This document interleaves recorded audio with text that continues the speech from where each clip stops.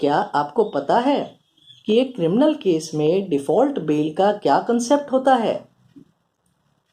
देखिए, जब भी कोई क्रिमिनल ऑफेंस होता है,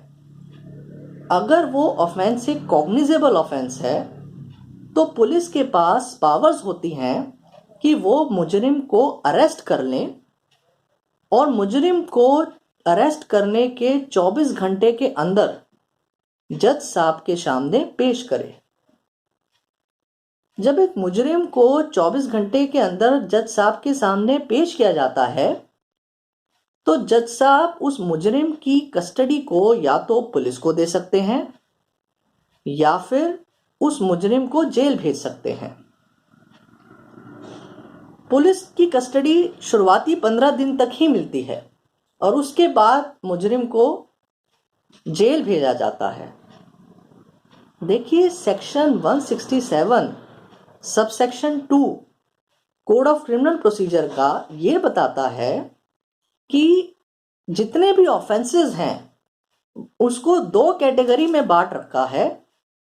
और जो पुलिस अपनी चार्जशीट फाइल करती है उसके तहत समय दिया गया है 60 दिन का या 90 दिन का। पुलिस को इन 60 दिन में या इन 90 दिन में अपनी चार्जशीट को कोर्ट में फाइल करना होगा और अगर पुलिस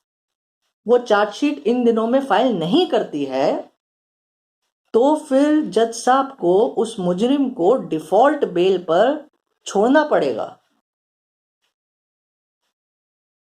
तो डिफॉल्ट बेल वो होती है जिसके अंदर 60 दिन या 90 दिन के बाद अगर पुलिस अपनी चार्जशीट फाइल नहीं कर पाती तो मुजरिम को बिना देखे कि केस का मेरिट क्या है बेल पर छोड़ दिया जाता है। अगर ऑफेंस एक ऐसा ऑफेंस है जिसमें जो सजा है वो कम से कम 10 साल हो या फिर उम्र कैद हो या फिर सजाए मौत हो, इन तरीके के ऑफेंसेस में पुलिस को 90 दिन का समय दिया जाता है जिसके अंदर वो अपनी चार्जशीट को फाइल करे और बाकी तरीके के जो ऑफेंसेस होते हैं उसमें 60 दिन का समय दिया जाता है। तो इस तरीके से हर ऑफेंस की चार्जशीट को पुलिस को या तो 60 दिन में फाइल करना होता है या 90 दिन में, और अगर वो नहीं करती है तो जो मुजरिम को अरेस्ट करा हुआ होता है, जो जेल में होता है, उसको डिफॉल्ट बेल पे छोड़ दिया जाता है। देखिए, ऑनरेबल सुप्रीम कोर्ट की जजमेंट्स में एक एम रविंद्रन की जजमेंट आई और एक राकेश कुमार पॉल की जजमेंट आई। उन जजमेंट्स में ऑनरेबल सुप्रीम कोर्ट ने ये बताया कि जैसे ही 60 दिन या 90 दिन पूरे हो जाते हैं तो ये कोर्ट की ड्यूटी बनती है कि वो मुजरिम को ये बताएं कि क्योंकि उसके खिलाफ चार्जशीट फाइल नहीं हुई है तो वो डिफॉल्ट बेल ले सकता है। दूसरी चीज ऑनरेबल सुप्रीम कोर्ट ने ये भी बताई कि अगर मुजरिम डिफॉल्ट बेल के लिए अपने मुंह जबानी एप्लीकेशन भी देता है या मुंह से ही कहता है कि मैं डिफॉल्ट बेल पे बाहर निकलना चाहता हूं, तो कोर्ट को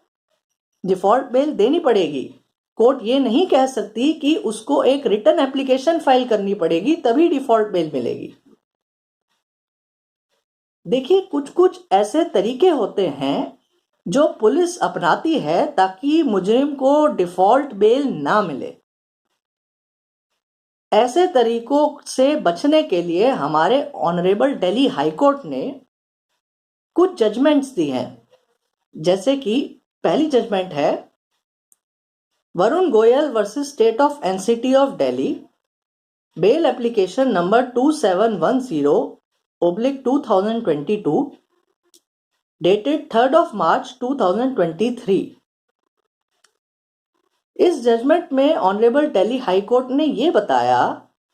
कि पुलिस किस तरीके से कभी कभार 60 दिन पूरे होने से पहले यह कह देती है कि वो सिर्फ उन ऑफेंसेस के लिए इन्वेस्टिगेट नहीं कर रही ऑफेंसेस के लिए एफआईआर फाइल हुई थी,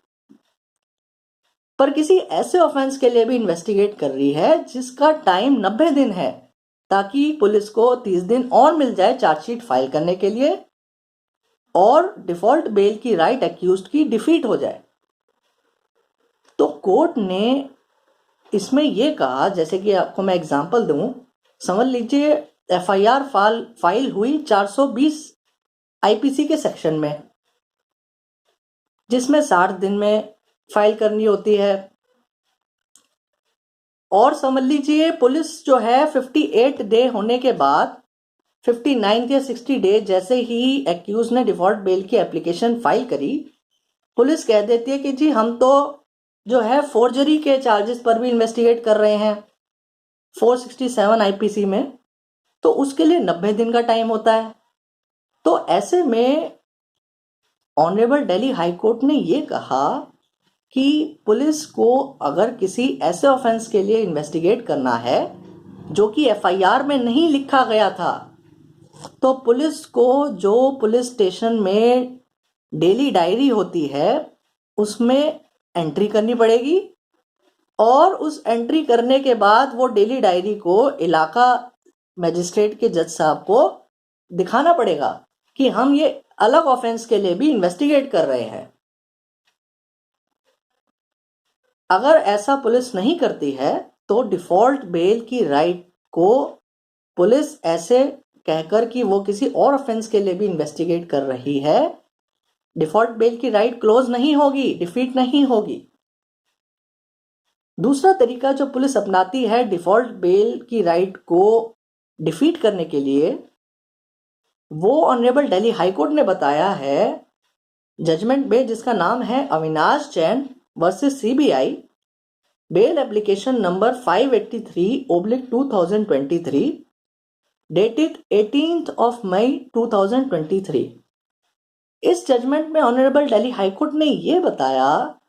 कि अगर पुलिस